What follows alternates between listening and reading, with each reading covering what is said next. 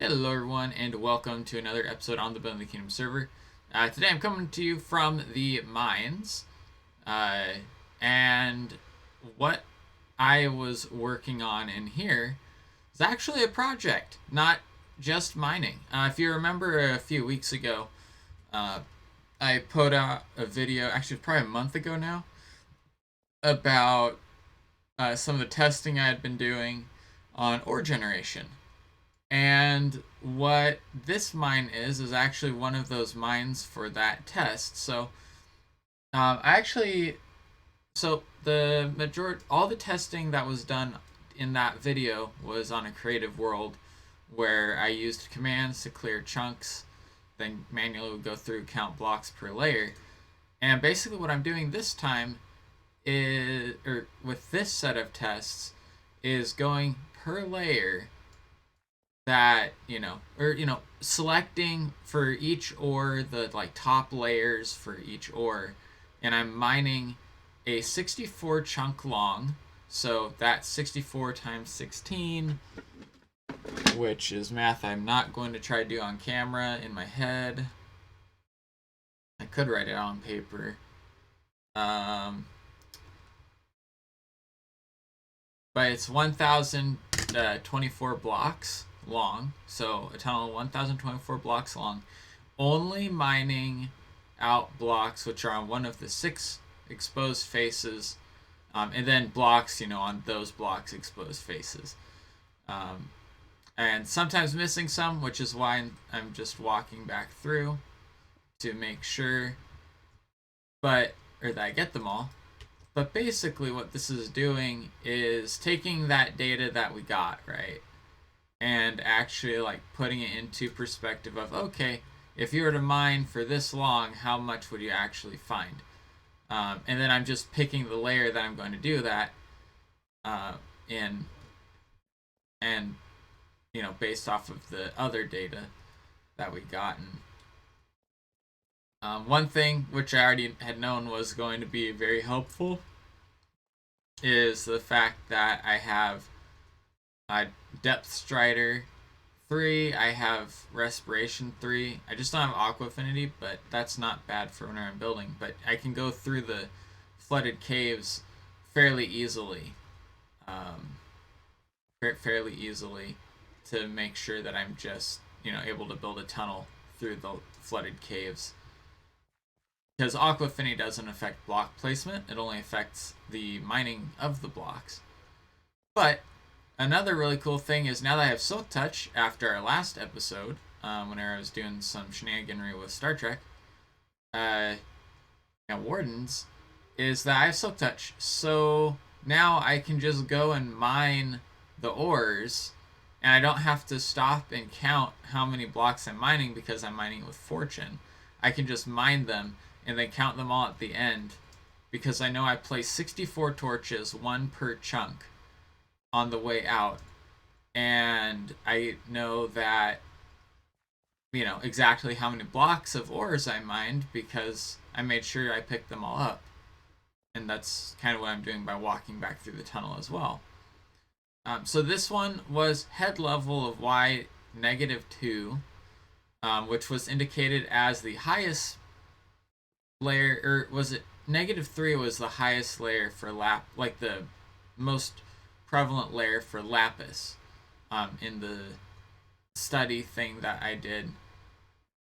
So basically I wanted to check that, right? Okay, well, so since that said that this was the best place to find lapis, how much I'm actually going to find whenever I come and do it.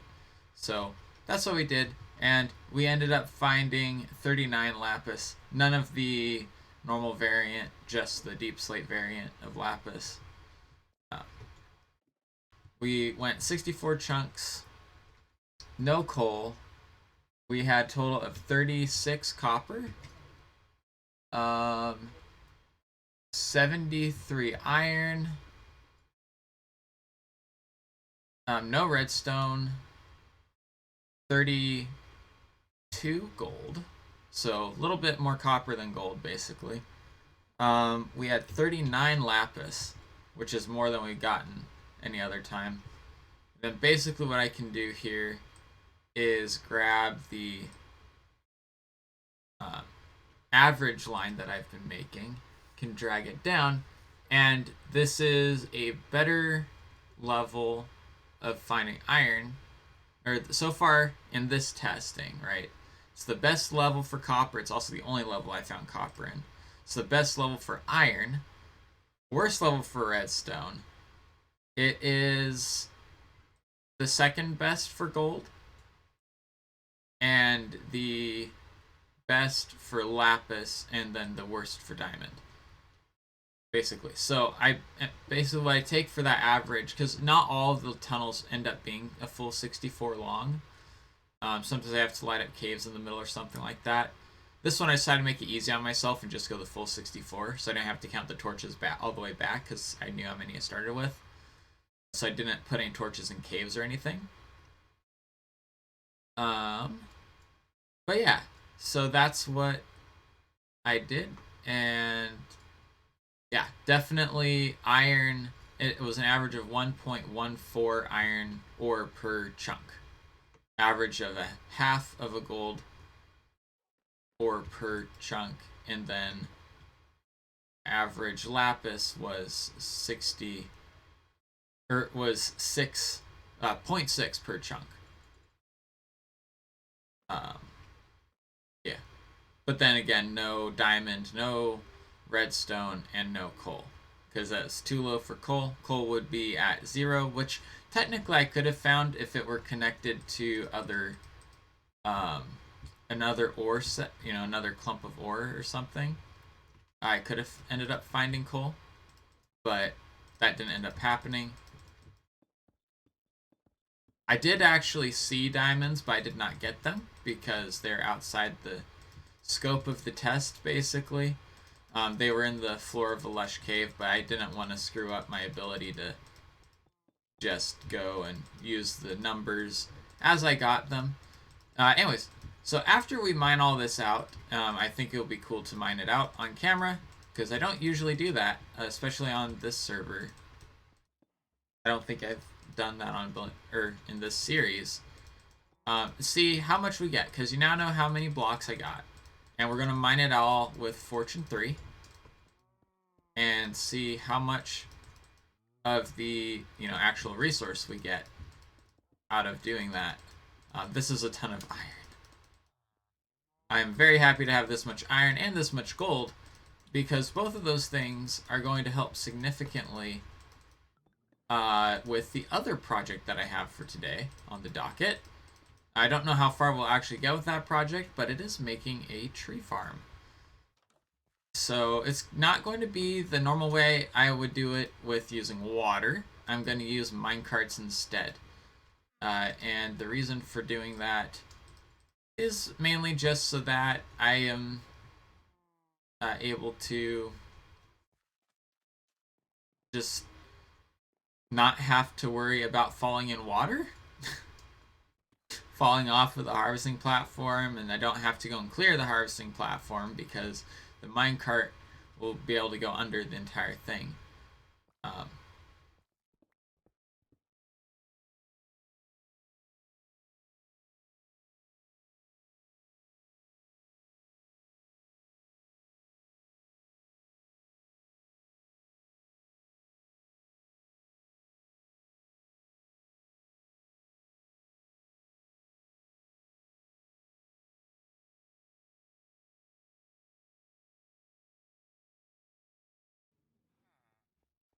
All right, we got all the stuff up off the ground.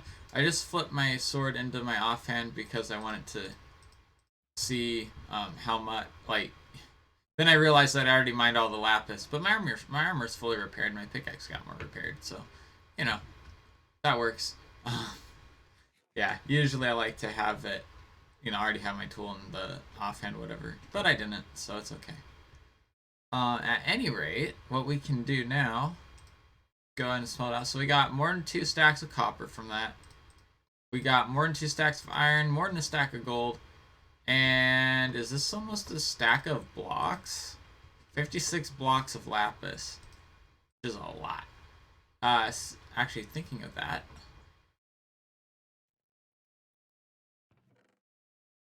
I should move. Well, I'll leave the stuff that's already been enchanted. But I might want to have a little barrel or something of lapis over at the enchanting station. So let's go ahead and do that real quick. Barrels is 2 slabs, and then 6 planks. So I need 2 logs. Okay, we actually got more copper. I forgot there was copper in my hotbar. Because I'm observant, obviously. Alright. Let's... we'll just take a stack. And some. Or not a stack. We'll just take a little bit. I'm not, like, planning on keeping too much there. Just because this is a community library, I don't want someone to come and use it all. Not that they should be using it all, right? But we're also going to kind of sneak it back here so that it's a little out of the way. Yes, and then we need bookshelves as well. So if I come back over here... Well, I actually don't know. Let's see. How's our farm doing? It's doing okay. Let's see how many emeralds we can get. We can get some bookshelves. We don't want to turn to sugar. You're our bookshelf guy, but you're our paper guy. 3 bookshelves. Nope, that's not even 3 bookshelves. That's a third of a bookshelf. Dang it.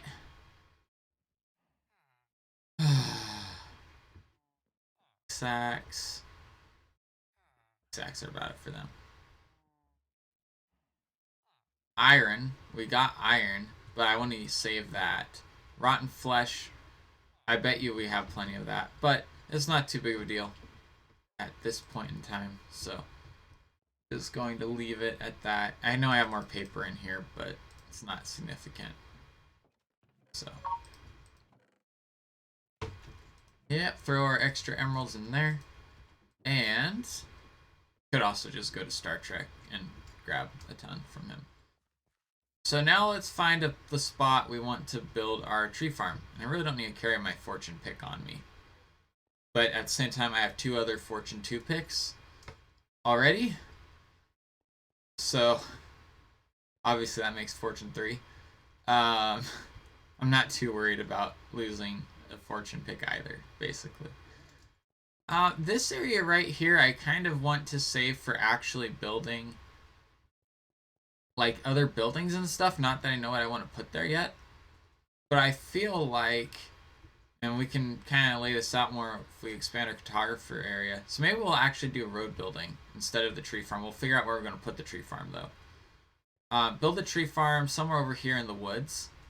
A little farther away from the water, I feel like would be better. And so I think we're going to extend the road out this way and use that branch to go and connect on the roadside to the village. Obviously, we have the little bit of a water connection to the village for, like, you know, small boat could get there. But we'll make a road connection to the village as well. So let's go to bed, and then we'll grab some maps and do some cartography stuff. Okay, so we have acquired maps. Having plenty of iron definitely helps with that. So what we're going to do, grab you. Let's grab you. We'll leave you for now. But let's go ahead. Take our maps that we already have, and we want to go and walk the path basically until we know we're on the side of the map that we need to be on, right? So this is the road. This is the little bend in the road. So we're in this map now. Well, if we take other map that we grabbed, and actually we can hold them next to each other like this. You can see we're in the top corner of that one. But whenever we go this way and we go off of the map in our right hand, we will then be only on the side instead of in the corner of the other one, and that's where we'll want to make our very first of these maps. So, that could have been bad. Could have been very bad. Yeah, see, this is not terrain I'd want to build the road on. Which is part of why we're doing this. Okay, so we're in the right chunk. So I make a map for this chunk, and then I want to fill it in all the way. So we keep walking. Definitely a lot of positive here.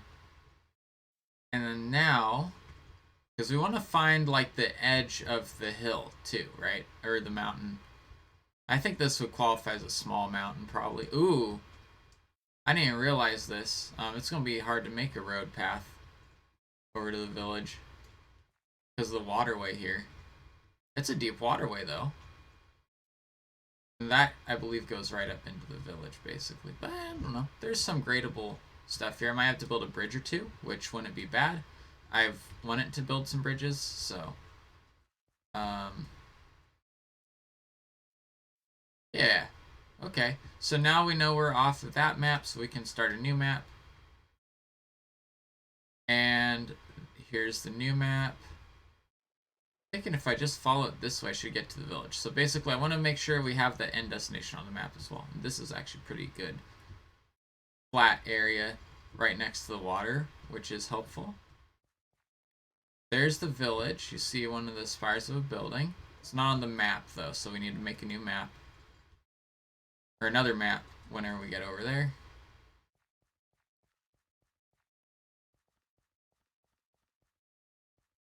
Alright, and now the village should be on this map.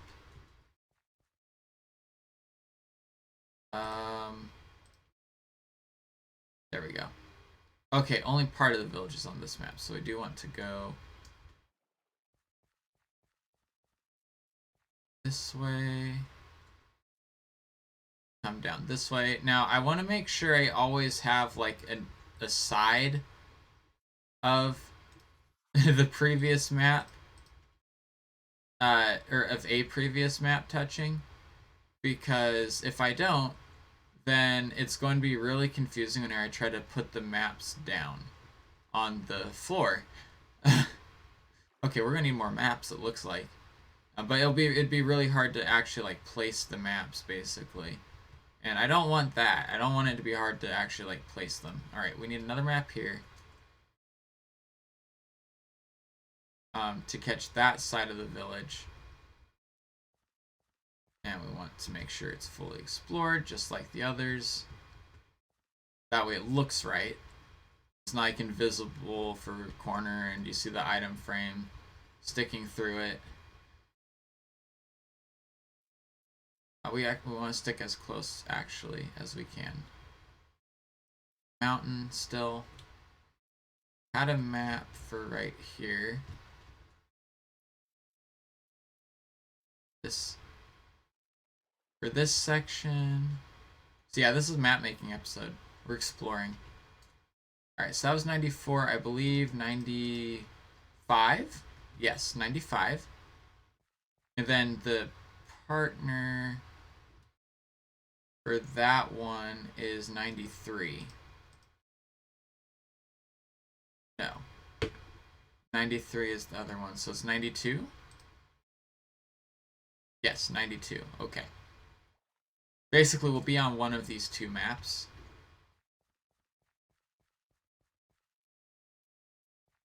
The road could actually just easily come across this section here. This is not horrible to grade. It would be difficult, but not, or, you know, a little bit challenging, not super difficult, though, really. This is the one obstacle, but that can be, you know, I can build a little road over that, or I can build a bridge of some kind, like over to there as well. But we're off of the map, So we want to go, that was 92, 93, so 91. Okay, 91 is going to be this hand. And do we have a 90? We have an 89. No 90. Okay.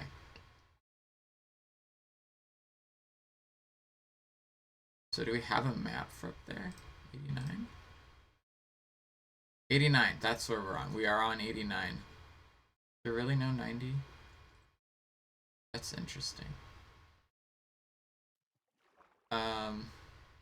Oh no, I know why. It's because this is the map that has the road on it. Okay.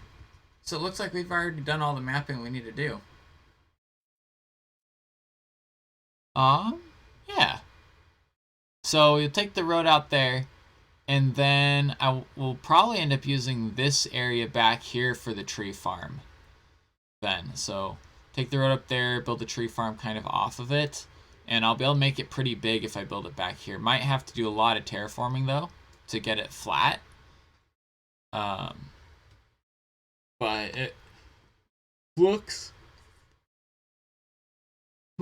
Sorry, guys. It looks on the map.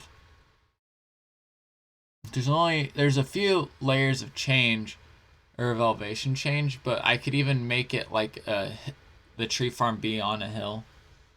Because if I lay out the minecart track right, it'll still be able to pick up items even if it's on a hill.